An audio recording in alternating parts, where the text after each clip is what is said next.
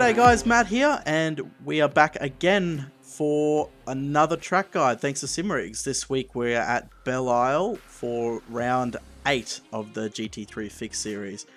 Absolutely awesome track, really bumpy, lots of concrete walls, big curbs, just very aggressive track. The bumps add to the excitement as well, and again very rewarding when you can put together a lap here, and more so when you can put together a whole race here.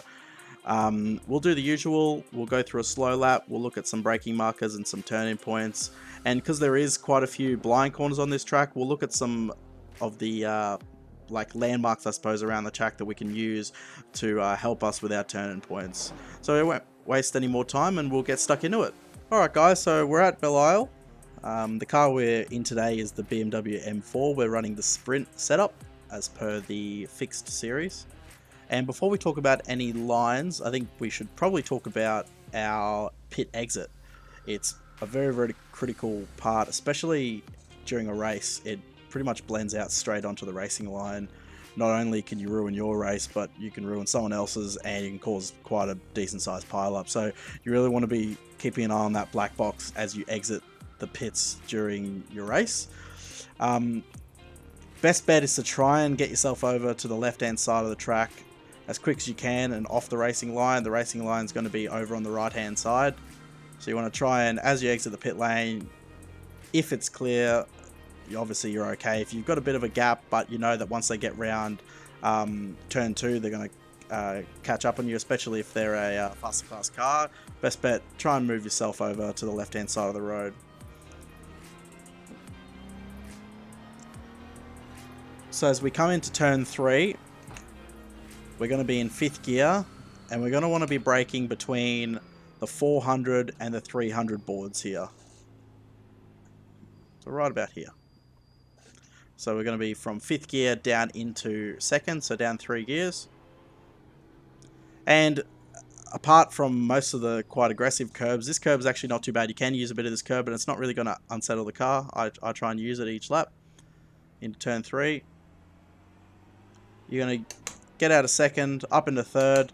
There's no real markers here, which is tricky, but use the changing color of the asphalt. So I'm braking just before the asphalt turns from dark back into light. So back down into 2nd, turning it in, trying to flow the car, not trying to hit this curb on the right hand side, because I found that it can actually bump you over and into the left hand side wall. You can run 3rd gear there, but I don't find it that much, you know, there's no real difference. 2nd may make the car a little taily, but nothing major. Just here where the wall starts to move across to the right, you'll see as you're driving straight, the wall will be going straight and it'll start to kink off onto the right, and you'll see where it starts to kink off right there. So it starts to move off to the right. This is where you want to go from 3rd gear into 2nd. Try not to use this curb either, extremely aggressive. Not too aggressive on opening the steering, because that wall is super close and you're going to end up fencing yourself. So for turn 6 here, it's quite tricky. It's a blind right-hander, massive wall on the inside, and the chances of clipping that, you're 100% going to end up on the wall on the left hand side if you clip that wall on the inside. So there's no real markers here, but and it's probably quite unorthodox, but I've actually been using the trees right ahead, this tree overhanging into the track. Pretty much as this, you see this part of the tree here on the left hand side, this is where I'm dropping down from 3rd into 2nd gear. Going to be really easy again in picking the throttle up. You can get a bit of wheel spin on the bumps on the exit here. Now down the extremely bumpy back straight, especially on the right hand side, there's about 4 really big bumps.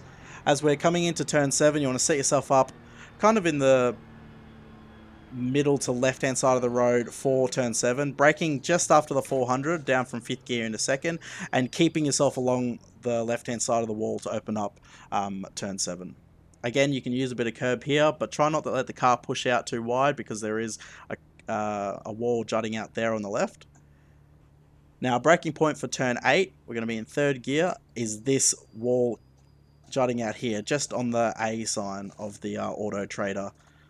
So there's two little jut outs on the wall. You want to grab second gear down from third into second at the first jut out, and stay in second. I found first gear is just too aggressive on the rears. It lights it up and you can't get much traction. Now through the fountain section, 9 and 10. Up into third gear, you can see pretty much the line where the rubber marks are. Not grabbing, you really don't want to grab that curb. Again, just really easy on the throttle. And then there's a bit of concrete here on the left, on the ground. You can see that, just to the left of the dash. That's where we're grabbing second and then down into first. So braking second, first at that bit of concrete there. Turn 11 here, really bumpy and quite difficult to get the power down. You want to open the steering up as quick as you can and have the car as straight as possible when you're on the power, so try and reduce some of that wheel spin. Coming up to the last couple of corners, for turn 12 we want to be braking from third gear down into second at the 200 board on the brakes, and try and get off the brakes as quick as possible here. Definitely don't want to hit that curb on the inside because it's going to push you off into this wall on the outside. I short shift to third here just to, you know, lessen the things that I'm thinking about as I'm trying to go through turn 13. Easy on the throttle pickup, not wanting to understeer drift wide into this curb. And then from here on out, it's pretty simple. For turn 14, flat strap, fifth gear. Coming into turn 1, you want to be braking at the 300 board. Down 2 gears into third. And very patient on your throttle pickup here. You want to be turning kind of as the pit wall starts to end, but still not grabbing 100% throttle. Kind of as you come to that concrete wall, you want to be at 100% throttle. Otherwise, if you pick the throttle up too early, you're going to understeer wide, drift wide into this wall on the right-hand side here. I know we've sort of done the lap a little bit back to front as we missed turns 1 at the start because of the pit exit, but again, I felt pit exit was a very important thing, especially at Belle Isle. It blending into the racing line can really cost you a good result and someone else a good result too. So now let's put some of those points into practice and let's go for a fast lap. Moving across to the left hand side of the track, braking at the 300 board. Not letting the car push out too wide, and then hard on the throttle once we've picked our exit. I'm running a bias of 52.8, seems quite safe, but definitely play around with what makes you feel a bit more comfortable. Braking between the 3 and the 400. Looking for that change of colour on asphalt.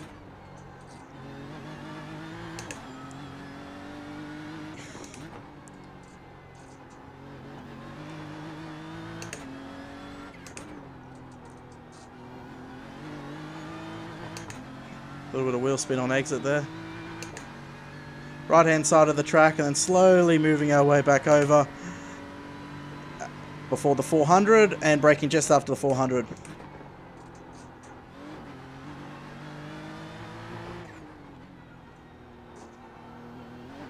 Careful on our throttle pickup. Grab third gear. Easy on the throttle, easy on the throttle.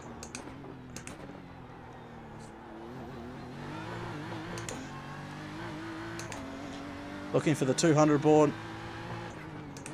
Second gear, not grabbing any curb. Short shifting, easy on the throttle, not wanting to push out. Getting a good exit. And finishing off the lap.